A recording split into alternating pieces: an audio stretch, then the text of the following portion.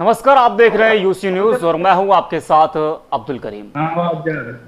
25 जुलाई 2017 को supreme court से समायोजन निरस्त होने के बाद से उत्तर प्रदेश के शिक्षा मित्र अवसाद में आ गए।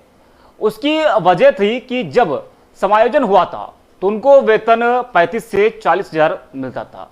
वहीं योगी सरकार ने उनको केवल 10,000 देने का काम किया, वो भी 11 महीने का, और 1 महीने का वेतन आज भी उनको नहीं मिलता है। सोचे 10,000, वो भी हर महीना, इतनी महंगाई, और इस 10,000 में कोई अपना परिवार कैसे चला सकता है? इन्हीं सब को देखते हुए 2 दर्जन से ज्यादा शिक्षा मित्रों ने अब तक अपनी जान गंवा दी है, अपनी जीवन लीला समाप्त कर ली। जी हाँ, आज भी सहारनपुर में एक शिक्षा मित्र ने अपनी जान दे दी है। आज हम इसी मुद्दे पर चर्चा करेंगे। हमारे साथ कुछ खास मेहमान मौजूद है, उनसे आपका हम परिचय करा देते हैं।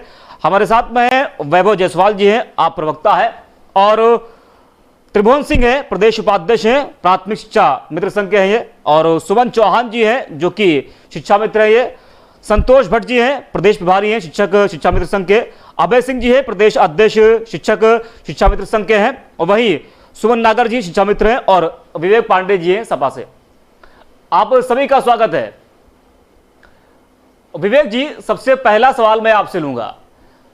17 में 35 से 40 हजार वेतन मिलता था, उसके बाद योगी जी आए, उसको घटाकर 10,000 कर दिया। 10,000 देने के बाद अब तक जो है न जाने कितने शिक्षा मित्रों ने अपनी जान गंवा दी है। क्या कुछ कहेंगे इस पे आप? देखिए, पूरे मंच को सविनय धन्यवाद देते हुए मैं सबसे पहले तो संवेदना व्यक्त करता हूँ समाजवादी पार्टी की तरफ से मृतक के परिवार और मृतक के लिए। और इस पूरे प्रकरण में हमारी पार्टी पूरी तरीके से इन शिक्षा मित्रों के साथ खड़ी है, खड़ी थी, खड़ी रहेगी। पहली बात। दूसरी बात, मैं बड़ा शब्दहीन हो जाता हूँ जब इस तरह के प्रकरण सामने आते हैं कि एक तरफ तो पूरे प्रदेश में डंका बज रहा है, एक तरफ प्रदेश में छवि सुधार का कार्यक्रम चल रहा है, एक तरफ लोकतंत्र की हत्या का नंगा नाच हो रहा है, एक तरफ तो चीरहरण और दुष्टाशनों की बाढ़ आई हुई है, और उसके बाद मुद्दों की राजनीति न करते हुए मौजूदा सरकार केवल और केवल अपनी वाहवाही और छवि सुधार का डंका पीटने में समय बिता रही है। इनके जिम्मेदार प्रवक्ता तक मैं आपको बता दूं, अगर आज इस विषय पे भाजपा का कोई जिम्मेदार प्रवक्ता आता तो हम उससे पूछ लेते, लेकिन मुझे इतना पता है कि अगर कर नहीं तो डर नहीं। लेकिन अगर डर है, इसका मतलब आपके जो कर्म है वो कहीं ना कहीं आपके खिलाफ बोल रहे हैं। इनके जिम्मेदार प्रवक्ताओं में आडंबर, उन्होंने आवरण, अपने चालकों पे ऐसा आवरण बना रखा है कि चाटुकारों की फौज उनके आसपास रहती है, जो उनको केवल ये बताती है कि अरे भैया बहुत बढ़िया बोलते हैं, बहुत बढ़िया कह रहे हैं। अखिलेश यादव जी को टारगेट करने में सुबह से भाजपा का पूरा तंत्र लगा हुआ है, लेकिन इस एक शिक्षा मित्र की सुध शायद ही आपके चैनल को सदैव धन्यवाद कि आपको छोड़कर के शायद ही किसी ने इस पे बाकायदा इस तरह से डिबेट चलाने का प्रयास किया हो, क्योंकि विज्ञापनों की बात आनी बाकी है। तो ये तो सवाल है उन सभी के ऊपर कि जिस तरीके से, भाई 10,000 तो आप कह रहे हैं कि इन शिक्षा मित्रों को घर चलाने के लिए मिलता है। इससे ज्यादा तनख्वाह तो योगी जी ले लेते हैं, इससे ज्यादा तो योगी जी ले लेते हैं, जिसके घर परिवार का ही पता नहीं है। तो और बड़ी जिम्मेदारी के मैं आपके साथ बता दूं, ये पूरा प्रकरण जो था, देखिए 23 अगस्त 2010 को राष्ट्रीय अध्यापक शिक्षा परिषद NCET लागू हुआ। इस तारीख से पहले कार्यरत टीचरों को इसके पहला 4 में TET टीचर एलिजिबिलिटी टेस्ट करने से छूट दे दी गई थी, लेकिन इसमें शिक्षा मित्रों को छोड़ दिया गया था, जबकि शिक्षा मित्र इस तारीख से बहुत पहले से कार्यरत थे। और ये गलती वास्तव में कांग्रेस की तरफ से हुई थी। चलिए ठीक, केंद्र में मनमोहन सिंह की सरकार थी, उनका कहना था कि अगर सरकार अपनी गलती को सुधारते हुए पहला 4 में संशोधन कर देती उस समय, तो ये सारी समस्या समाप्त हो चुकी होगी। लेकिन जिस तरीके से शिक्षा मित्रों को प्रताड़ित किया जा रहा है, शोषित किया जा रहा है, और उसके बाद ये कोई बच्चे नहीं है, ये कोई प्रतियोगी परीक्षा के विद्यार्थी अभ्यर्थी नहीं है कि इनसे आप इनको ला करके हम इस तरह से इनके घाव को रगड़े, इनके घाव में चोट करने का प्रयास करें। बड़ा दुख होता है कि इसमें कुछ हमारे बुजुर्ग, कुछ अभिभावक के स्वरूप के हैं, और मौजूदा सरकार की विडंबना ये है कि हमारे देश का शीर्ष नेतृत्व, भाई हमारे देश के प्रधानमंत्री ही जब उत्तर प्रदेश की जघन्य लोकतंत्र की हत्या और जिस तरह के चीरहरण पे बधाई देते हैं जीतने के लिए, तो ये तो भाई देखिए मानसिक गुलामी के साथ बहुत ही दुख के साथ कहना पड़ रहा है कि हम शायद सामंतवादी प्रथा के गुलामीकरण की तरफ फिर बढ़ते हैं। हमारी स्थिति तो मुझे लगता है कि अगर यही स्थिति रही तो इन शिक्षा मित्रों को न्याय की दरकार तो दूर, अगर किसी ने आवाज उठाई तो हो सकता है उस पर रासुका और इस तरह की कार्रवाई भी। अच्छा विवेक जी, अगर मान लीजिए 2022 में सरकार वापस आती है आपकी, ठीक है, 17 में जो आप वेतन दे रहे थे इनको 35 से 40 हजार, क्या उसको दोबारा उस वेतन पे लाएंगे, इन लोग को देंगे आप? हमने तो दिया ही था, हम तो चाहते थे कि इनको मिले, तभी तो हमने दिया था। हमारे संकल्प में और हमारे काम करने की इच्छा शक्ति में देखिए कोई कभी नहीं रही। हम प्रदेश का विकास चाहते हैं, युवाओं का विकास चाहते हैं, इस देश का विकास चाहते हैं, लेकिन जिस प्रकार से शिक्षा मित्रों को भी अब तय करना पड़ेगा, क्योंकि देखिए अगर हमारी सरकार गई तो कहीं ना कहीं हम भी आज आपके सामने बड़ी जिम्मेदारी से कह सकते हैं कि अखिलेश यादव जी ने जिन लोगों के लिए कार्य किया, उन लोगों ने अगर अखिलेश जी को वोट किया होता तो आज ये लोग इस चोट के शिकार नहीं होते। तो मुझे लगता है कि अभी भी आप अपनी गलतियों को सुधारिए कि जिसने आप देखिए घर परिवार की स्थिति वही जानता है। मैं बड़ी जिम्मेदारी से कोई राजनीतिकरण नहीं करूंगा, मैं जमीनी बात करता हूँ। घर का दुख और घर का सुख वही जानता है जो परिवार से जुड़ा हो। जिस गैर जिम्मेदार ने अपने घर परिवार को छोड़ दिया हो और अब उसका राजनीतिकरण करता हो, तो मैं ऐसे व्यक्ति के ऊपर कभी विश्वास नहीं करता। हमारे गांव में कहावत है कि घरे का खूंटा जवन होला जिम्मेदार के देवल जाला। बिल्कुल ठीक है, तो हमारे गांव में भी ये परंपरा, ये बड़े बड़े बुजुर्ग कह गए हैं कि गांव घर की जिम्मेदारी उसी को दी जाती है जो जिम्मेदार होता है। घर में 4 बच्चे हैं, जो गैर जिम्मेदार होता है उसको नेतृत्व और घर की जिम्मेदारियां नहीं दी जाती है। तो यहाँ तो आपने पूरा प्रदेश और देश उठा के हाथों में रख दिया है। और सबसे दुख की बात है कि इनका सूचना विभाग जो एक चैनलों को मॉनिटर करता है, यूसी न्यूज से पता नहीं उसको ऐसी क्या दिक्कत है कि यूसी न्यूज की दिखाई हुई ज्वलंत विषयों की और मुद्दों की खबरों पे उनकी कभी न तो सांस खुलती है, ना तो उनकी कोई कलम चलती। ठीक है, हमारे साथ हैं सुमन चौहान जी, शिक्षा मित्र। जो सुमन जी, आपको आवाज आ रही?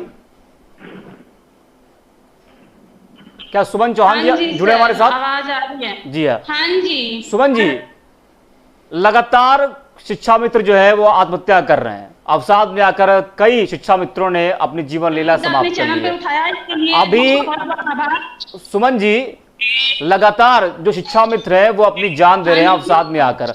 15-20 दिन पहले अभी यूसी न्यूज ने डिबेट किया था, एक मथुरा के शिक्षा मित्र थे, उन्होंने अपनी जीवन लीला समाप्त कर ली थी अवसाद में आके। इससे पहले न जाने कितने शिक्षा मित्रों ने अपनी जान दे दी है। क्या लग रहा है आपको कि जिस तरह से 17 में जो वेतन था उसको घटाया गया, 10 किया गया, उससे त्रस्त आकर, उससे परेशान आकर, अवसाद में आकर तमाम जो शिक्षा मित्र है वो अपनी जीवन लीला समाप्त कर रहे हैं, तो इस पूरे मामले को, इस पूरे प्रकरण को आप किस तरह देखती है सुमन जी? देखिए सर, आज का ये प्रकरण है हमारे सहारनपुर में, एक शिक्षा मित्र ने फांसी लगाकर अपनी जान, बहुत दुखद घटना है सर, 3 बेटियां हैं उसकी। हम बहुत दुखी हैं घटना से, लेकिन हमारी सरकार बिल्कुल कुछ भी बोलने के लिए तैयार, यहाँ तक कि हम लोगों के लिए एक शब्द भी आज तक उन्होंने कुछ नहीं कहा। आदरणीय चित्रांग जी, देखिए शिक्षा मित्रों की भर्ती हुई थी तब 50% महिलाओं को सीट रिजर्व की गई थी, हम महिलाओं के लिए। से महिलाएं हम स्वावलंबी बने, अपने पैरों पे खड़ी हो सके, अपने परिवार का, अपने पति या है नहीं है उनके साथ। जी सुमन जी बोलिए, आपको आवाज आ रही है? हम लोग देखो इतने साल से हम पढ़ाते आ रहे हैं, 3500 में पढ़ाया है, तब भी हम उन्हीं बच्चों को पढ़ा रहे थे। आज हम लोगों के 40,000 हुए, तब भी उन्हीं बच्चों को। सुमन जी की आवाज सही किया जाए, सुमन जी की आवाज सही से आ नहीं रही अंदर। सभी को पता है जी, लेकिन सर हम शिक्षा मित्रों के लिए हमारे प्रधानमंत्री जी, हमारे मुख्यमंत्री जी बिल्कुल मौन हैं। हमें बड़ा दुख होता है कि वे बिल्कुल भी कुछ नहीं बोल पा रहे हैं। प्रधानमंत्री जी महिला सशक्तिकरण की मामला उठाते हैं, कहते हैं कि नहीं, एक मिनट सुमन जी, मैं आपको रोकना चाहूंगा यहाँ पर। देखिए, आपने कहा कि हमारे प्रदेश के मुखिया, सुमन जी एक मिनट, सुमन जी आपको मैं रोकना चाहूंगा। आपने कहा कि प्रदेश के मुखिया योगी आदित्यनाथ जी मौन है। वो मौन नहीं है, जनसंख्या नियंत्रण पर वो बोल रहे हैं, वो धर्मांतरण के मुद्दे पर बोल रहे हैं, वो लव जिहाद के मुद्दे पर बोल रहे हैं, वो आतंकवादियों के मुद्दे पर बोल रहे हैं वो, तो मौन कहां से रह गए वो? शिक्षा मित्रों के मुद्दे पर वो क्यों नहीं बोल रहे हैं? आप लोग के मानदेय पर वो क्यों नहीं बोल रहे हैं? शिक्षा मित्रों के जो जान दे रहे हैं वो, उस पर वो क्यों नहीं बोल रहे हैं? तमाम मुद्दों पर तो बोल रहे हैं वो। सुमन जी, लगा रहे हैं, अटैक से मर रहे हैं, जहर खा के मर रहे हैं, बड़ा दुख होता है सर। समझ नहीं आता। आप खुद देखिए, आज के टाइम में खर्चा चलाना कितना मुश्किल है, महंगाई बढ़ती जा रही है और हम शिक्षा मित्र वहीं के वहीं खड़े हैं, कैसे घर चलाएं अपना। तो ये सवाल कभी आपने सुमन जी किसी क्या सरकार के नुमाइंदों से क्या आपने ये सवाल किया है कि 10,000 हमको मिल रहा है, इसमें हम खर्चा कैसे चलाएं, इतनी महंगाई है? क्या कभी आपने सरकार से, ये सरकार के किसी नुमाइंदे सवाल किया? करते हैं सर, लेकिन कोई आंसर नहीं है। सरकार हमारे लिए कुछ नहीं बोल पा रही है, समझ नहीं आ रहा क्यों नहीं बोल पा रही है, जबकि ठीक है, हमारे जन्मदाता है। त्रिभुवन सिंह हमारे साथ जुड़े हुए हैं, प्रदेश उपाध्यक्ष हैं। त्रिभुवन जी, आपको आवाज क्या मिल पा रही है?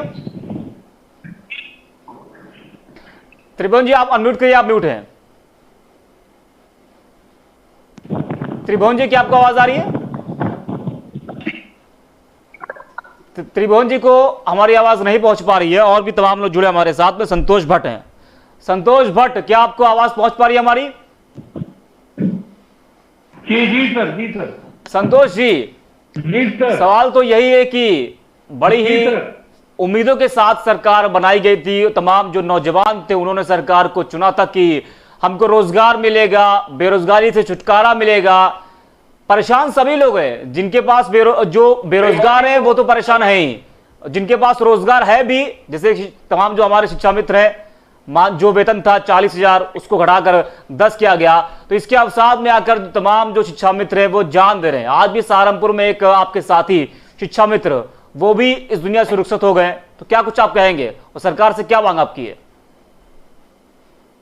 जी सर, सरकार से हमारी ये मांग है कि आज हम जब शिक्षा मित्र हुए तो हम गांव और क्षेत्र के एक नंबर के अभ्यर्थी थे और हम हो गए। चलिए, मेरी नियुक्ति 22,250 रुपए पे हुई और बीच में हम लोगों के संघर्षों को देखते हुए सपा गवर्नमेंट में हमको समायोजित किया गया।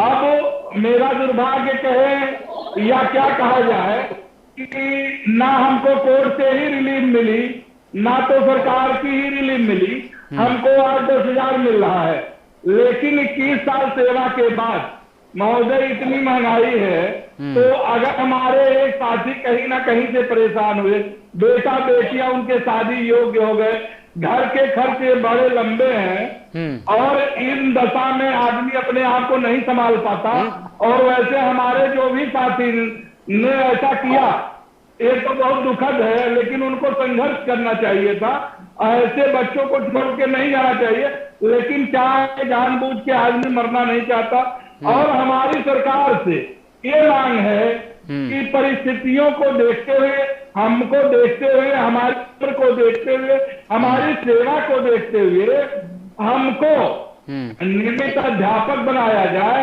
आपकी केंद्र में सरकार है, आपकी राज्य में सरकार है, हमारे जो टेक साथी हैं वो आपके सारे मानक को पूरा करते हैं। आप हमारे टेक साथियों को आप देख लीजिए, प्राथमिक शिक्षा में आज आधे से अधिक अध्यापक जो है वो टेक पास नहीं है, और जो भी टेक पे मेरिट बेस पे लोग आए हैं उस स्तर पे उसे आधार बना के सरकार हमको नियमित कर सकती है। और हमारे जो शिक्षा में साथी टेक पास नहीं है उनके लिए एक अध्यादेश लाके, एक नीति लाके उनको भी जो है नियमित करने का कार्य सरकार करे। और यह सरकार से हम मांग करते हैं कि सरकार को अधिकारियों ने झूठा भ्रम पाल रखा है कि हम फलाने पार्टी के हैं, ढिमका पार्टी के हैं, ऐसा कुछ नहीं होता है। जो भी सरकार रहेगी हम उस सरकार के हैं, हम उनके साथ रहते हैं, ऐसा कुछ भी नहीं है। सपा ने हमारे साथ किया, सपा ने हमारे साथ किया तो हमने उनके साथ किया। और ऐसा नहीं है हम जो भी सरकार रहेगी हम उससे अपेक्षा उसी से करेंगे, हम मांग उन्हीं से करेंगे। और हम आज मांग करते हैं माननीय योगी आदित्यनाथ जी से, महंत जी से, हमारे पूर्वांचल के महंत हैं, साधु संत हैं, हम पर दया करें, हमारी जो गलतियां हुई हों उसे क्षमा करते हुए हमको एक जीवन यापन का अच्छा मार्ग प्रशस्त करें। ये हमारी सरकार से मांग है। जो योग्य हैं, जो मानक पूरा करते हैं उनको भी नियमित किया जाए। बाकी जो हमारे साथी शिक्षा मित्र हैं, लेकिन 21 साल की सेवा संतोष भट्ट जी, उनको नियमित किया जाए। संतोष भट्ट जी, जो शिक्षा मित्र हमारे इस दुनिया से चले गए हैं, संतोष भट्ट जी, जो शिक्षा मित्र हमारे इस दुनिया से चले गए हैं, जिन्होंने अपने लिए लड़ाइयां लड़ी, लड़ते लड़ते वो इस दुनिया से रुखसत हो गए, उसका जिम्मेदार किसको माना जाए? जी सर, अब जिम्मेदार तो हम तंत्र को ही मानेंगे, हम जिम्मेदार तंत्र को मानेंगे, हम अधिकारियों को मानेंगे। इन्होंने ऐसी पॉलिसियां बनाई, हमारे नेताओं को गुमराह किया हर जगह। आप देख लीजिए 1999 से लेके 2021 तक जितनी अध्यापक भर्तियां हुई उसमें कहीं ना कहीं आपके लिए 2005 में 50% महिला, 50% पुरुष, 50% कला, 50% विज्ञान और बीपीएड को लाया गया। 2007 में के लिए ये भी नियम था, उस समय बीएड का जो है 12 अंक फर्स्ट वाले का मिलता था, 6 अंक सेकंड वाले का मिलता था, 3 अंक थर्ड वाले का मिलता था। आगे अधिकारियों ने उसको पूरे उस अंक को बीएड के जोड़ना शुरू कर दिया।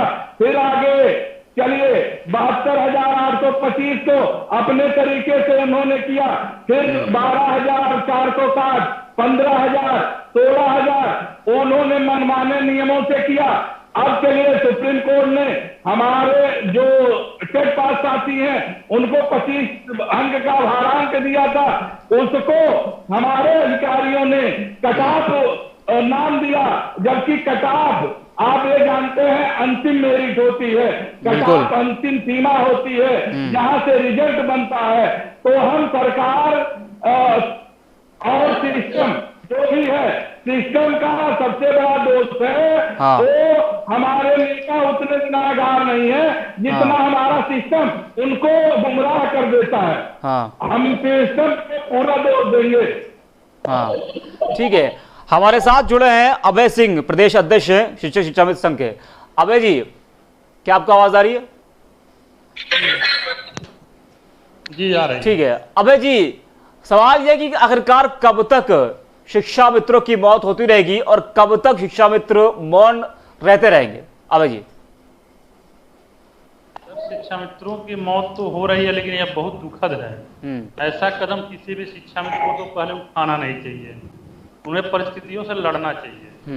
रही बात कि जब 25 जुलाई 2017 को सामान्य रद्द होता है और सरकार जब नियम निकालती है कि हम भर्ती प्रक्रिया करेंगे, 2 बार में भर्ती करेंगे, तो इन्होंने 17 टेट कराया, 18 में इन्होंने एक भर्ती निकाली 68,500 की। 68,500 की भर्ती में इनका भर्ती इतनी विवादित रही और उसमें काफी लोग अधिकारी भी पकड़े गए थे। उस भर्ती प्रक्रिया जो थी, उस प्रक्रिया में 68,500 में इन्होंने 21 मई को जीओ भी जारी किया था, जिसका पासिंग मार्क्स इन्होंने कम किया था।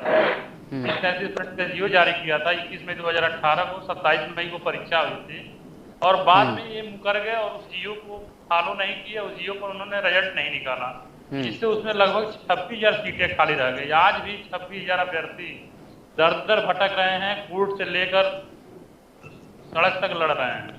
कल उसी सापेक्ष में कल एनसीईआरटी पे एक धरना का भी आयोजन किया गया है उस जियो को लागू करने के लिए, जो सरकार का जियो है। और वही 69,000 शिक्षक भर्ती में उन्होंने एक जियो लाया भर्ती परीक्षा की 1 दिन बाद। इसके लिए ये इनकी मनमानी है, ये अभ्यर्थियों के साथ एक धोखा है। ये धोखा कब तक देते रहेंगे? ऐसा एक तरह से फ्रॉड कहा जाएगा। जिस जियो में 3-3 अधिकारी बैठे हों, जिस जियो को जारी करने के लिए एक कमेटी बैठी हो, माननीय मुख्यमंत्री जी के आवास पर एक मीटिंग हुई हो, जिसमें उस समय के मुख्य सचिव एसीएस राजप्रताप सर और उनके प्रमुख सचिव एसपी गोयल साहब 3-3 अधिकारियों की मीटिंग बैठी, 17 बार माननीय मुख्यमंत्री से इस मैटर पर वार्ता हो चुकी है। शिक्षा मित्रों को लेकर वो हम अब नियम बना देंगे, उस सापेक्ष में इन्होंने एक कमेटी भी गठित किया था, जिस कमेटी के अध्यक्ष जो बनाए गए थे वो जाने माने डिप्टी सीएम साहब डॉक्टर दिनेश शर्मा जी, जो कि एक शिक्षा विभाग से जुड़े हुए हैं, एक प्रोफेसर भी हैं, उनको बनाया गया था। आज लगभग 3 साल हो गए। 20 अगस्त 2018 को उस कमेटी की मीटिंग हुई थी। उस मीटिंग को लेकर आज 2021 चल रहा है। अब तक उस मीटिंग का कुछ पता नहीं है कि वो कमेटी है नहीं है, जिंदा है या कमेटी मर गई। हाँ, जिसके इंतजार में हर रोज एक शिक्षा मित्र दुनिया छोड़ते जा रहा है। अभी कुछ महीने पहले आप ही के ये मात्र 1 महीना पहले एक अजय जी शिक्षा मित्र थे जो शाहजहांपुर जिले से थे, उन्होंने फांसी लगा दी। कल एक हमारे राजेंद्र कुमार साहब सहारनपुर से, उन्होंने फांसी लगा ली। लेकिन फिर भी मैं शिक्षा मित्र साथियों से यही कहना चाहता हूं कि फांसी कोई विकल्प नहीं है। अपने जीवन को बचाए, जीवन रहेगी तो तमाम रास्ते हैं जीने के। लेकिन यह सरकार हम लोगों के प्रति संवेदनशील नहीं है और इनको आखिर में कब आएगी। इन्होंने जब जियो अपना मैनिफेस्टो जारी किया था चुनाव के समय, तो उन्होंने कहा था 3 माह में हम शिक्षा मित्रों का स्थायी न्यायोचित समाधान करेंगे। ठीक है। वह 3 माह कितने दिन बाद आएगा? हाँ। या 3 सरकार के बाद आएगा या 3 माह कब पूरा होगा? हाँ। ये प्रश्न उठता है। बनारस में प्रधानमंत्री जी ने कहा था शिक्षा मित्रों की जिम्मेदारी मेरी। 2015 में समायोजन जब रद्द हुआ था तो माननीय मुख्यमंत्री जी ऑडियो आपके चैनल पर होगा, आपके यहाँ आपके पास मौजूद होगा, आप सुन सकते हैं। आपके पिछली बार डिबेट में चैनल पर ऑडियो चली भी थी। माननीय मुख्यमंत्री जी ने स्पष्ट कहा था यही 2015 में, जब वो तत्कालीन सांसद थे गोरखपुर में, कि अपने धरने को, अपनी लड़ाई को तेज धार कीजिए। मृत्यु विकल्प नहीं है, आत्महत्या कोई विकल्प नहीं है। राज्य सरकार प्रस्ताव बनाकर भेजे, हम केंद्र में बैठे हैं, हम केंद्र सरकार से पास कराएंगे। यदि समस्या है तो उसका समाधान भी है। ये शब्द माननीय मुख्यमंत्री जी कह रहे हैं। आज राज्य में भी उन्हीं की सरकार है, केंद्र में भी उन्हीं की सरकार है। क्यों नहीं ये प्रस्ताव बना के केंद्र को भेज देते हैं, केंद्र से अनुमोदन करा लेते हैं, उसका एक विकल्प निकल जाता है, एक रास्ता निकल जाता है। लेकिन जब ये भर्ती प्रक्रिया में इस तरह की धोखेबाजी हो रही है, बार बार जियो चेंज हो जा रहे हैं, जियो ऐसे जियो जारी करके एक शिक्षा मित्रों को उस भर्ती में सहायक अध्यापक बनने के लिए एक ब्रेकर बनाया जा रहा है जानबूझकर। इसको हम यही कहें, जानबूझकर ब्रेकर खड़ा किया जा रहा है।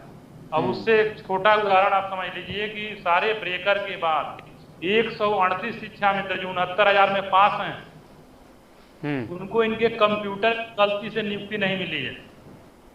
उसको ये अपनी गलती मानने को तैयार नहीं है। निदेशक, महानिदेशक जो बैठे हैं विजय किरण आनंद जी, वो कहते हैं कि कंप्यूटर का फॉल्ट है। अगर कंप्यूटर का फॉल्ट है तो इस फॉल्ट को दूर कौन करेगा? क्या हम बिल गेट्स के पास जाएं कि माइक्रोसॉफ्ट के पास जाएं, किसके पास जाएं? सही जवाब नहीं देते हैं। 138 शिक्षा मित्र 69,000 शिक्षक भर्ती पास होने के बाद भी 1 साल से नियुक्ति पत्र के लिए भटक रहे हैं, उनका कोई सुनने वाला नहीं है। ठीक है, हमारे साथ सुमन नागर जी जुड़ी है। सुमन नागर जी, क्या आपको आवाज आ रही है? हाँ जी, आवाज आ रही है। सुमन जी, हाँ जी, सरकार क्यों कोई अध्यादेश नहीं लाती है और अध्यादेश लाकर क्यों आप लोगों को वो नियमित नहीं कर रही है? कब तक शिक्षा मित्रों की मौत होती रहेगी? सुमन नागर जी। देखिए, सबसे पहले तो मैं आप चित्तान जी का आभार व्यक्त करती हूँ कि इन्होंने आज हमारी बात पूरे प्रदेश में, पूरे भारत में उठाई और लगातार उठा रहे हैं। इसके लिए मैं आपका धन्यवाद ज्ञापित करती हूँ। और मैं कहना चाहती हूँ कि अपने प्रदेश के मुख्यमंत्री जी से, प्रधानमंत्री जी से, जिस समय हमारे देश के, हमारे उत्तर प्रदेश के मुख्यमंत्री एमपी एमएलए थे, उस समय इन्होंने, हमारे धरने चल रहे थे, उस समय इन्होंने हमसे कहा था कि देखिएगा, आप संघर्ष कीजिए, हम आपके साथ हैं, आप आंदोलन कीजिए, हम आपके साथ हैं। अगर हम आज आंदोलन करते हैं तो क्यों मुख्यमंत्री जी कहते हैं कि मतलब आंदोलन कोई विकल्प नहीं है, इसका आप स्कूलों में जाइएगा, पढ़ाइएगा। देखिए, 25 जुलाई 2017 को जब हमारा समायोजन रद्द हुआ, उस समय हमें नहीं पता है हमारी कितनी मौतें हैं, हमारे भाई बहन खत्म हुए 2 दिन के अंतर्गत, क्योंकि हम बेसिक के वो हैं जो हमने जमीन तैयार की बेसिक की। उस समय बेसिक विभाग में ताले लगे हुए थे, स्कूलों में धूप जमी हुई थी जब हम विद्यालय में पहुंचे थे। और विद्यालय के जो नौनिहाल थे, जो ग्रामीण क्षेत्र के गरीब बच्चे थे, उनको हमें अपने बच्चों की तरह, अपनी परिवार की तरह हमें उन्होंने पढ़ाया था। उस समय तो हम योग्य थे, लेकिन जैसे ही हमारा 3500 से हमारा 40,000 हुआ, हम कोर्ट ने, सरकार ने, सभी ने अयोग्य घोषित किए। मैं पूछना चाहती हूँ अपने देश के प्रधानमंत्री जी से कि तब उन्होंने वादा किया था कि देखिएगा, आप मतलब मृत्यु को गले ना लगाएं, आप मौतों का सिलसिला रोकिएगा, हम आपका न्यायिक समाधान करेंगे। न्यायिक समाधान 3 महीने के लिए इन्होंने बोला था आप अपने संकल्प पत्र में, लेकिन आज 3 साल 11 महीने 12 दिन हो चुके हैं, 13 दिन शेष है हमारे समाज में दर्द होने में, जो लगातार मौतें हो रही हैं। कम से कम 2000 से ऊपर हमारे शिक्षा मित्र भाई बहन खत्म हो चुके हैं। मैं पूछना चाहती हूँ प्रधानमंत्री जी से, जो नारा देते हैं कि महिला सशक्तिकरण, तो उसमें सशक्तिकरण में क्या जो 50% शिक्षा मित्र महिलाएं इसमें नियुक्त की गई थी, क्या वो भारत की नागरिक नहीं है? क्या वो जो है, मैं पूछना चाहती हूँ, अगर आज यहाँ भाजपा के कोई भी वरिष्ठ नेता यहाँ होते, उनसे पूछना चाहती हूँ, क्या हम महिलाएं नहीं हैं जो ग्रामीण अंचल से हम विद्यालयों में जाते हैं, और क्या हम अपने परिवार का पालन पोषण नहीं करते हैं? एक बात बताइए, कितनी महंगाई हो रही है। एक अध्यापक हमारी साइड में बैठा हुआ है 40,000 से 60,000 70,000 ले रहा है। एक हमें उसी विद्यालय में उसी टाइम तक हम रह रहे हैं, जो निरीक्षण हो रहा है अगर हम नहीं है तो जो कार्रवाई अध्यापक के साथ हो रही है वो हमारे साथ होती है। तो इस चीज से हम वेतन से वंचित क्यों हैं? आप देखिएगा, इतने वरिष्ठ नेता है, भाजपा कहती है कि हमने आपका 3500 से 40 से 3500 कर दिया, तो ये कौन सा न्यायिक समाधान हुआ 3 महीने के अंदर, ये बताइएगा। मैं अच्छा सुमन जी, एक तरफ प्रदेश के मुखिया योगी आदित्यनाथ जी कहते हैं कि आज का युवा योग्य नहीं है। ठीक है, आज का युवा योग्य नहीं है, लेकिन आप लोग तो कम से कम योग्य हैं। आप लोग इतनी मेहनत किया, और इतनी मेहनत करने के बाद आप लोग अध्यापक बने, नियुक्तियां हुई आप लोगों की 17 में, वेतन भी आप लोग का फिक्स किया गया सपा की सरकार में 35 से 40,000, उसके बाद घटाया गया 10,000। तो क्या आपको लग रहा है कि जिस तरह से ये बर्ताव आप लोगों के साथ किया जा रहा है, और जिस तरह से जो शिक्षा मित्र है उनकी मौत लगातार हो रही है, क्या लग रहा है कि सरकार जो वो भाग रही है कि जो है जहां पर आप लोग हैं वहीं पर आप लोग टिके रहे, उससे आगे आप लोग ना बढ़ने पाए? देखिएगा, अब तक तो 4 साल में हमें तो यही लगता है कि सरकार हमारे प्रति संवेदनशील नहीं है। अगर संवेदनशील होती हमारे प्रति सरकार, तो अब तक कुछ नहीं तो 2 शब्द तो हमारे लिए सहानुभूति के बोल देती, कम से कम 2 शब्द। लेकिन आज तक हमारे माननीय मुख्यमंत्री जी ने, जो हमारे प्रदेश के मतलब हमारे एक मतलब मुख्यमंत्री हैं, हमारे राजा हैं, राजा ही मान के चलेंगे हम तो, कि हमने बनाया है उन्हें, जनता के द्वारा चुने गए हैं। आप देखिएगा, हमारा ही एक योगदान ऐसा रहा है कि ऐसा नहीं है कि हम सपा के एजेंट हैं, सपा के कार्यकर्ता हैं। हमने जी जान से, जब से हम वोटर बने हैं, मैं अपनी गारंटी देती हूँ, आज जितने शिक्षा मित्रों को मैं जानती हूँ, जिस दिन से वोटर बने हैं भाजपा को वोट देते हैं, तो ये हमारे ऊपर क्यों नहीं लगता है कि हम सपा के एजेंट हैं? सपा के एजेंट नहीं, हम तो भाजपा के आजीवन थे और आजीवन रहेंगे। ये मेरा नहीं, देखिए सुमन नागर जी, वो आपका व्यक्तिगत मामला है, किस पार्टी को आप सपोर्ट कर रहे, किस पार्टी को सपोर्ट नहीं कर रहे, लेकिन बड़ी उम्मीदों के साथ जो एक मिनट सुमन जी, बड़ी उम्मीदों के साथ नौजवानों ने इस सरकार को बनाया था, और बड़ी उम्मीदें थी, बड़ा भरोसा था। जिस तरीके से मैनिफेस्टो में वादे किए गए थे, दावे किए गए थे कि रोजगार देंगे, ये करेंगे, वो करेंगे, प्रदेश का विकास होगा, लेकिन शायद कहीं ना कहीं प्रदेश सरकार जो है अपने वादों पर, अपने दावों पर, आज 4.5 साल का वक्त हो रहा है, चुनाव आने वाला, लेकिन अभी भी तमाम विकास अधूरे हैं। तमाम जो रोजगार के वादे किए गए थे, भर्तियां आज भी लटकी हैं, वो सब पूरी नहीं हो पाई हैं। हाँ, ये सरकार ने जब ये आई थी, इन्होंने संकल्प पत्र में हर चीज में वादा किया था कि हम विकास की रफ्तार तेज करेंगे यूपी में। देखिएगा, कहीं भी मुझे तो विकास कहीं दिखाई देता नहीं है। अगर कहीं विकास हो तो बताइएगा, क्योंकि सबसे बड़ा विकास तो हमारा ही है। हम कितना अच्छा हमारा विकास सरकार ने किया, भाजपा सरकार ने किया कि हमारा 40,000 से 3500 कर दिया। और हम क्या विकासमान है, जो हमारे बच्चे हैं, हमने अपने बच्चे अच्छे अच्छे स्कूलों में पढ़ने के लिए भेजे थे जब हम समायोजित हुए थे। आज हम इतने मजबूर हैं, अपने बच्चों को हमने घर बुला लिया है, तो बताइए कौन सा विकास है? ये विकास हुआ या रुका इस सरकार में, बताइएगा। ठीक है, वैभव जायसवाल जुड़े हमारे साथ, आप प्रवक्ता है। वैभव जी, क्या आपको आवाज आ रही है हमारी?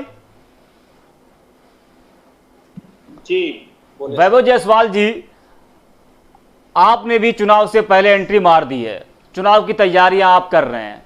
जो आज शिक्षा मित्र आपके साथ बैठे हुए हैं, आपके सामने हैं, जिनका दर्द है आपने भी सुना है, आप सुन भी रहे हैं। 17 से लेकर आज तक इनका दर्द सभी लोग सुन रहे हैं, सभी लोग और इनके हालात को देख रहे हैं। वेतन 40,000 से 8-10,000 रुपये ये लोग काम कर रहे हैं। इतनी महंगाई है, किस तरह से सोचिए 10,000 रुपये ये लोग गुजारा कर रहे हैं, यही लोग जानते हैं। मेरा सवाल आपसे यही है, 2022 में मान लीजिए कि आपकी सरकार अगर आती है तो किस तरह से आप शिक्षा मित्रों का साथ देंगे, किस तरह से आप जो बेरोजगार है उनको आप रोजगार देंगे? सबसे पहले तो जो आज का हमारा मुद्दा है, शिक्षा मित्र ने जिसने आज सहारनपुर में आत्महत्या किया है, उस पर आप क्या बोलना चाहेंगे वैभव जी? सबसे पहले तो मैं अपने भाई जो इस वक्त अब हमारे बीच नहीं है, उनके प्रति मेरी संवेदना है, हम सबकी संवेदना है। और आपके माध्यम से मैं अपने सभी शिक्षा मित्रों को और अपने सभी अभ्यर्थियों को जिन तक हमारी और आपकी आवाज पहुंच रही है, मैं कहना चाहता हूं कि ये कोई रास्ता नहीं है। हताशा जरूर आप सबको लगी है, लेकिन हम सब मिलकर लड़ाई लड़ रहे हैं। यूसी न्यूज चैनल का मैं बहुत आभारी हूं कि लगातार आप सबकी आवाज बने हुए हैं। सत्ता के गूंगे बहरे जो लोग हैं उनको जगाने का प्रयास यूसी न्यूज लगातार कर रहा है। हम अपने प्रयास कर रहे हैं, लेकिन ये जो आप निर्णय ले लेते हैं इस तरीके के, उस निर्णय से आपके पीछे आपका परिवार, ये समाज जीवन भर किस तरीके के कष्ट से गुजरेगा, इसको एक बार आप सब जरूर सोचें। और इस तरीके के निर्णय लेने से पहले ये सोचें कि जो आपके साथ खड़े हैं आज, वो आपके साथ पीछे नहीं हट रहे, जैसे कि यूसी न्यूज चैनल। मैं ये कहना चाहूंगा करीम जी कि योगी जी ने जो एक बात कही थी कि युवा योग्य नहीं है, मेरा ये कहना है योग्य नौजवानों के ऊपर अयोग्य सरकार शासन कर रही है। ये सरकार अयोग्य है। हमारे युवा, हमारे भारत देश के, हमारे उत्तर प्रदेश के युवा अयोग्य नहीं है। इन युवाओं ने नासा तक के साइंटिस्टों के अंदर अपनी पहचान बनाई है। अमेरिका आज कहा जाए तो वहां के मल्टीनेशनल कंपनियों में सर्वोच्च स्थानों पे हमारे भारत के नौजवान हैं। तो हमारे नौजवान अयोग्य नहीं है, ये सरकार अयोग्य बैठी हुई उत्तर प्रदेश के अंदर, जो हमारा बहुत बड़ा एक कहा जाए कि दुर्भाग्य है। हम आते हैं तो हम क्या करेंगे, आपने प्रश्न पूछा। मैं करीम जी, आपको मालूम भी है, आम आदमी पार्टी के छात्र विंग के प्रदेश अध्यक्ष ने 1 जुलाई से और जो 10 जुलाई बीती, एक पदयात्रा प्रयागराज से लेके लखनऊ तक की सैकड़ों किलोमीटर की पदयात्रा सिर्फ हमारे इन साथियों के लिए थी। लगातार धूप में चलकर लोगों को, अभ्यर्थियों को, लोगों को जोड़ने का प्रयास उन्होंने किया। और आने वाले कुछ दिनों के अंदर आम आदमी पार्टी राज्यपाल महोदय को मिलकर के आप सबकी, अभ्यर्थियों की, हमारे शिक्षा मित्रों की जो समस्या है उसको संज्ञान देकर एक प्रयास करना चाह रही है। क्योंकि हम और आप मिलकर लगातार जो प्रयास कर रहे हैं, आप अपने माध्यम से कर रहे हैं, सत्ता में वो बैठे हैं, वो जो गूंगी बहरी सरकार बैठी, उसको जगाने के लिए विपक्ष के रूप में हम लगातार, हमारे आदरणीय सांसद, राज्यसभा सांसद संजय सिंह हुए, हमारी पार्टी हुई, हम लोग प्रयास कर रहे हैं। लेकिन हम सत्ता में जब आएंगे तो हमारा पहला निर्णय आपको बता दें कि 6 माह के अंदर जितनी भी लंबित भर्तियां होंगी उन्हें तत्काल सारे समाधान निकालकर भरने का प्रयास किया जाएगा। पूरे तरीके से उनका जो हक है उनको दिया जाएगा। ये वादा आम आदमी पार्टी लगातार कर रही है। युवाओं को रोजगार ना मिलने के कारण उन्हें जो विलंब होगा, उसके लिए बेरोजगारी भत्ता जो एक आंशिक होता है, उसे नहीं, एक अच्छे सम्मान राशि के रूप में उनको देने का प्रयास किया जाएगा। लंबित जितनी भर्तियां हैं उन्हें जल्द से जल्द भरने का प्रयास करने के बाद जो आगे की भर्तियां निकलेंगी, मैं ये बताना चाहता हूं आपको कि उन भर्तियों में ये सरकार जो भर्तियां निकालती है, फॉर्म के रूप में जो पैसे लेती है और अपनी तिजोरी भरने का काम ये जो एक कहा जाए अयोग्य सरकार कर रही है, इन सरकारों को तमाचा मारने का काम जो है आम आदमी पार्टी की सरकार करेगी। और अच्छा, लेकिन वैभव जी एक सवाल ये है आपसे कि प्रदेश, बता दूं करीम जी की शून्य रुपए लग के आवेदन पे की जाएंगी, ताकि जो भर्तियां होती हैं उनमें ये भर्तियों की आर्थिक रूप से जो कमजोरी है वो बीच में आड़े ना आए। और दूसरा, वो आवेदन पत्र का उनके पास अगर जो आवेदन उन्होंने किया है, तो आवेदन पत्र के दौरान जब वो एग्जाम देने जाएंगे तो उसी प्रवेश पत्र के माध्यम से सारी सरकारी बसें उनके लिए मुफ्त की जाएंगी, ताकि हमारे जो बेरोजगार साथी उनको कितना ज्यादा से ज्यादा हम उनको सहयोग कर सकते हैं, ताकि उन्हें आर्थिक सहयोग भी मिल सके, मानसिक सहयोग भी मिल सके। और सभी आयोगों में जो मानसिक कैलेंडर के माध्यम से भर्तियों के संबंध में समयबद्ध तरीके से पूर्ण किया जाएगा, जो भी वहां पे उनके भर्तियां हैं या जो भी है सरकारी नौकरियां हैं। संविदा के सभी साथियों को मैं अपनी पार्टी की तरफ से बताना चाहता हूं कि उनकी नौकरियां स्थायी करने का कार्य आम आदमी पार्टी की सरकार करे। ठीक है बाबू जी, हमारे साथ जुड़े नन्हे तिवारी जी, शिक्षा मित्र कुशीनगर से। नन्हे जी, क्या आपको आवाज मिल पा रही है हमारी? क्या नन्हे तिवारी हमारे साथ जुड़े हैं? जी सर मैं जुड़े हैं। ठीक है नन्हे तिवारी जी, आप एक शिक्षा मित्र हैं, तो शायद आपको बताने की जरूरत नहीं है, आपसे कोई बात पूछने की जरूरत नहीं, आपको सब पता है, दर्द क्या है वो भी आपको पता है। अब मेरा सवाल सीधा सा आपसे यह है कि 10,000 पर आप लोग नौकरी कर रहे हैं, तो इतनी महंगाई में आप आज बताइए सरकार को कि इतनी महंगाई में किस तरह से आप अपना परिवार चला रहे हैं, अपना जीवन चला रहे हैं, ताकि सरकार को मालूम पड़े कि जिन शिक्षा मित्रों के साथ हमने धोखा किया है, आज उनका हाल इतना ज्यादा बुरा है। जो सरकार आज मौन बैठी है, वैसे तो तमाम मुद्दों पर वो बात कर रही है, लेकिन आप लोगों के मुद्दों से वो भाग रही है, आप लोगों के मुद्दों पर वो बात नहीं करना चाहती है। तो मैं आपसे ये बोलना चाहूंगा कि आप आज बताइए सरकार को कि 10,000 जो आप हमको दे रहे हैं, इतनी महंगाई में किस तरह से हम अपना जीवन गुजार रहे हैं। ठीक, नन्हे जी। सर, सबसे पहले यूसी को बहुत बहुत धन्यवाद जो आपने हमारे मुद्दे को उठाया। सर, मैं आदरणीय माननीय मुख्यमंत्री योगी आदित्यनाथ के होम टाउन गोरखपुर से शिक्षा मित्र हूँ। मैं नन्हे जी की आवाज बढ़ाई जाए। जी सर, मैं मुख्यमंत्री जी के होम टाउन से हूँ, उनके जिले से हूँ, गोरखपुर से। और सर, जब भाजपा की सरकार बनी थी 2017 में, तो इन्होंने अपने संकल्प पत्र में शामिल किया था कि अगर हमारी सरकार आती है तो हम शिक्षा मित्र को स्थायी करेंगे 3 महीने के अंदर। बोलिए आप, बोलिए। हमारी आवाज तो 3 महीने के अंदर स्थायी करेंगे सर। 19 मार्च 2017 को आदरणीय श्री योगी आदित्यनाथ जी मुख्यमंत्री बनते हैं, और मुख्यमंत्री बनने के बाद सर उन्होंने भी 12 सितंबर 2015 को कहा था कि शिक्षा मित्रों का समाधान होना चाहिए, और लोकसभा में भी इस बात को कह चुके हैं। लेकिन आज हिंदुत्ववादी भारतीय जनता पार्टी शिक्षा मित्रों को भूल चुकी है, और 5,000 से ज्यादा शिक्षा मित्र मर चुके हैं, जो कि 95% हिंदू है। इनका हिंदुत्व कहाँ जाता है? और मैं एक सवाल अपने समाजवादी पार्टी विवेक पांडे जी से पूछना चाहता हूँ कि समाजवादी पार्टी कहती है कि हम आपके साथ हैं, बिल्कुल आप हमारे साथ रहिए, लेकिन यही आप विधानसभा को चलने न दीजिए शिक्षा मित्र के वजह से, उसका बायकॉट करिए कि शिक्षा मित्रों का समाधान करिए। तो आप क्यों नहीं विधानसभा में इस बात को कहते हैं? आप पेपर पे तो जरूर कहते हैं। विवेक जी, शिक्षा मित्र को भी आप एक सुन रहे हैं, वो कह रहे हैं कि विधानसभा का आप लोग बाइकआउट क्यों नहीं करते हैं, उसको आप लोग भंग क्यों नहीं करते हैं? विवेक जी, विधानसभा में हंगामा करिए। आम आदमी पार्टी विवेक जी, अभी एक शिक्षा मित्र बोल रहे हैं, नन्हे तिवारी जी कह रहे हैं कि आप लोग हंगामा करिए, आप लोग उनके साथ में आइए, उनके साथ में खड़े रहिए। अभी आप सुन रहे होंगे शायद उनको।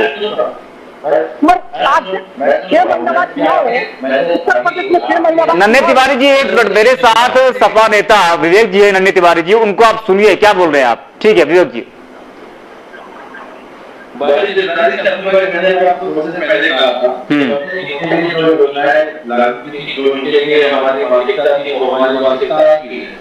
लेकिन जिस तरीके से हमें बता रहे हैं हम हंगामा करें, आप ये बताइए विधानसभाओं को संचालित किया जा रहा है, क्या पहली बात तो नियमानुसार विधानसभा चल पा रही है, सदन चल रहा है? बिल्कुल। दूसरी बात, क्या ये सरकार सदन चलाना चाहती है? क्या जो जनसंख्या कानून लाया जा रहा है, प्रस्तावित है, क्या उसमें सर्वदलीय बैठक या सदन में उसकी चर्चा हुई है?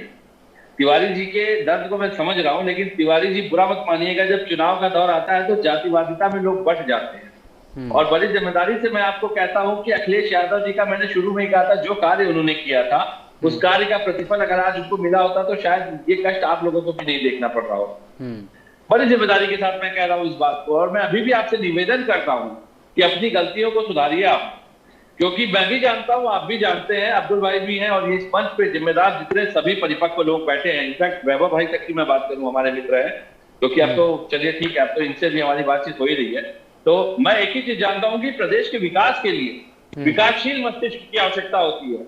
ये जो आडंबरधारी एक आप लोगों ने धर्म के आधार पे ला करके एक गलती को बिठा दिया है सत्ता के सिंहासन पे, और वो सत्ता के सिंहासन पे बैठ के जिस प्रकार से तपस्या करने का प्रयास कर रहे हैं, वो तो सत्य को ही झुठला देते हैं।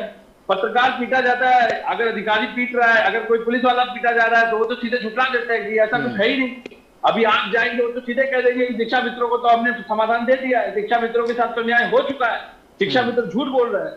आप उनका तो इतिहास उठा के देख लीजिए, जब से सरकार में वो बने हुए हैं, इस सरकार में बनने के बाद अगर उन्होंने जितने विषय हमने इस यूसी न्यूज पे रोजगार से संबंधित उठाए हो, एक कृषि प्रावधिक का मुझे लगता है रिजल्ट छोड़कर, उसमें भी नियुक्ति पत्र नहीं मिला है, रिजल्ट छोड़ करके मुझे नहीं लगता किसी मुद्दों पर उन्होंने सकारात्मक रुख अभी तक अपनाया है, और वो सुनना भी तो नहीं चाहते हैं। तो इसके लिए तो एक ही उपाय है, मैं वैभव भाई की बात से सहमत हूं, सरकार पलटिए आप। भाई सरकार आपको पलटता है, अपने मतदान का उपयोग करके पलटता है। हम तो तभी कुछ कर सकते हैं जब हम सत्ता में हो। हम विरोध प्रदर्शन कर रहे हैं ट्विटर पे, आप लगातार, तिवारी जी ट्विटर से लगता है कि आप लगातार मेरे हैंडल पे जाइए, हम तो लगातार आप लोगों की आवाज उठाते हैं। लेकिन सबसे बड़ी दिक्कत यह है, जब आंख वाला अंधा हो जाए, कान से सुनने वाला खुद को बहरा घोषित कर दे, तो उसके सामने आप कितना भी कुत्सित प्रयास कर लीजिए, सकारात्मक प्रयास कर लीजिए, उनके प्रवक्ताओं की एक आदर्श फौज खड़ी है सभी सुधार करने के लिए। तो ठीक है, हमारे साथ विवेक जी, ठीक है, त्रिभुवन सिंह जी हमारे साथ जुड़े हुए हैं, प्रदेश उपाध्यक्ष है। त्रिभुवन जी, क्या आपको आवाज आ रही है हमारी? त्रिभुवन जी आप अनम्यूट करिए, आप म्यूट हैं।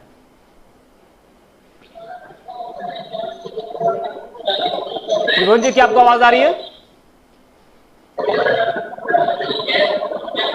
त्रिभुवन जी की आवाज मुझ तक नहीं पहुंच पा रही है। त्रिभुवन जी,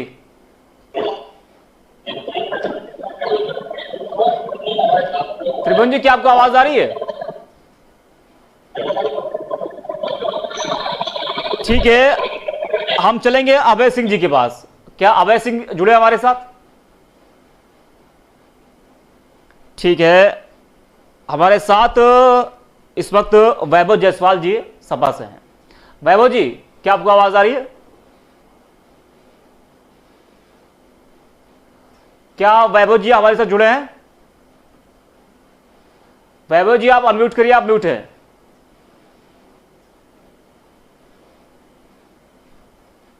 जी करण जी। वैभव जी, कहीं पत्रकार पीटे जा रहे हैं, कहीं शिक्षक अभ्यर्थी जो हैं जब वो इंसाफ मांगने के लिए जा रहे हैं तो वो पीटे जा रहे हैं। पीएससी भर्ती में जो अभ्यर्थी है वो उनका मेडिकल नहीं हो पाया है, वो मैदान में है, शिक्षा मित्र पिट रहे हैं, अभ्यर्थी पिट रहे हैं। तो मुझे समझ में नहीं आ रहा कि ये सरकार चल रही है या फिर कोई दंगल मूवी चल रही है। मैं आज का विषय बड़ा गंभीर है और मैं इस सरकार को उनके क्रियाकलापों पे बोलने के लिए विवश हो जाता हूं। मैं मुद्दों से भटकाना मेरा मकसद नहीं है, लेकिन उत्तर प्रदेश के अंदर जब चंदा चोरी की भावना लेकर बैठी हुई सरकार हो, उनके लोग मेयर लिप्त हों, प्रभु श्री राम की बात करते हैं, उन्हीं के पुण्य काम में चंदा चोरी जैसी भावना दिखती हो। ऑक्सीजन कोरोना के काल में आपदा को अवसर में बदलने के लिए तीसरी लहर की जहां पे एक कहा जाए महाकाल के रूप में हमारे प्रदेश के ऊपर ये जो आज महामारी है वो मुंह फाड़े बैठी है, इस वक्त भी ये सरकार उत्तर प्रदेश में स्वास्थ्य व्यवस्थाओं को दुरुस्त करने के नाम पे 10 लाख के हमारे इक्विपमेंट्स को 22 लाख में खरीदने का काम, 27 लाख में खरीदने का काम कर रही हो, और हमारे और आपके खून पसीने की जो टैक्स की कमाई संक्षेप में तो लूटने का, डकैती डालने का जो काम कर रही है, ऐसी सरकार से मेरा जी आवाज आ रही है मेरी? ऐसी सरकार। वैभव जी संक्षेप में समय कम है, वैभव जी संक्षेप में समय कम है जी, संक्षेप में मैं यही कहना चाहता हूं कि हम पूरी तरीके से अपने इन साथियों के साथ हैं। ठीक है, कि लड़ाई आम आदमी पार्टी लगातार लड़ रही है। संतोष, ठीक है, लड़ेगी बिल्कुल, जब तक ठीक है। संतोष भट्ट जी अंजाम तक नहीं पहुंचा। क्या जुड़े मेरे साथ है?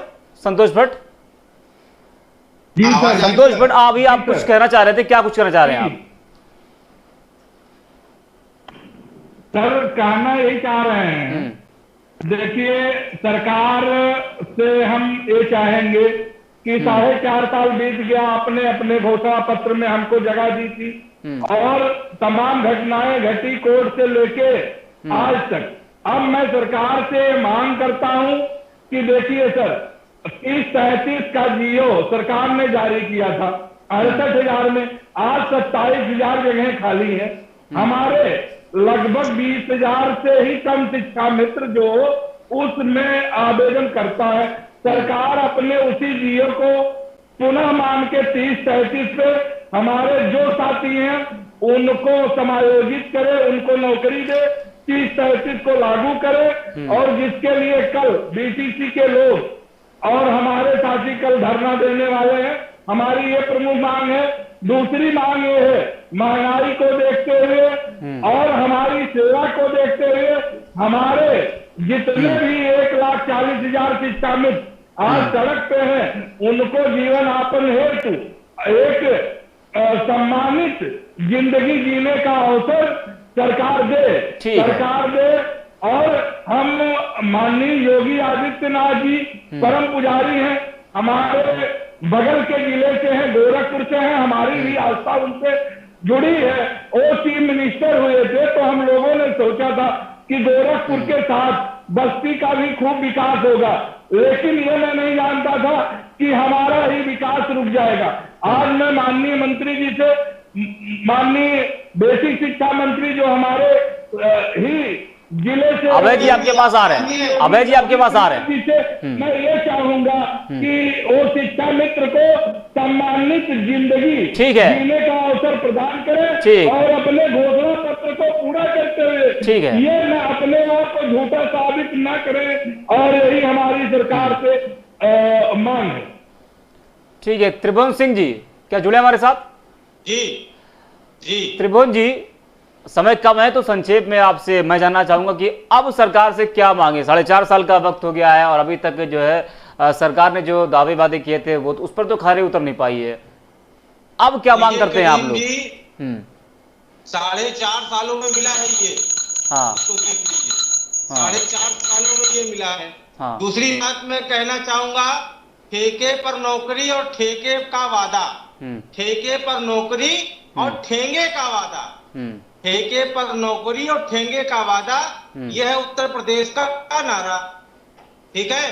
दूसरी बात मैं बता दूं कि संविदा कर्मचारी उत्तर प्रदेश में ही नहीं, राजस्थान में भी प्रोटेस्ट चल रहा है इस समय। जो वहां के कॉन्ट्रेक्चुअल कर्मचारी हैं उनका भी प्रोटेस्ट चल रहा है। पंजाब, बगल में आपके पंजाब है, पंजाब में भी प्रोटेस्ट जो है वहां पे भी धरना प्रदर्शन चल रहा है। लेकिन वहां पर जो कांग्रेस की सरकार है वो भी जो है दोगलापन दिखा रही है। कांग्रेस की सरकार ने वादा किया था राजस्थान में, पूरा नहीं किया। कांग्रेस ने वादा किया था पंजाब में, वो भी पूरा नहीं किया। और आज मैं राजस्थान वाले कार्यक्रम को देख करके भाजपा के जो प्रवक्ता थे वो ये बोल रहे थे कि कांग्रेस का दोहरा चरित्र है। तो मैंने लिखा, मैंने कहा उत्तर प्रदेश में कैसा चरित्र है, उत्तर प्रदेश में आपका कैसा चरित्र है आप बताएं। उनके मुंह से आवाज नहीं निकली। आप राजस्थान में कांग्रेस की सरकार है, आप कह रहे हो कि कांग्रेस का दोहरा चरित्र है, तो उत्तर प्रदेश में आपका कौन सा चरित्र है ये बताइए। बिल्कुल। वहां भाजपा के प्रवक्ता कहते हैं कि कांग्रेस की मंशा नहीं है, कांग्रेस झूठ बोलती है। तो मैं उत्तर प्रदेश में तुम कौन सा गंगाजल और अमृत पी के बोल रहे हो ये बता दो।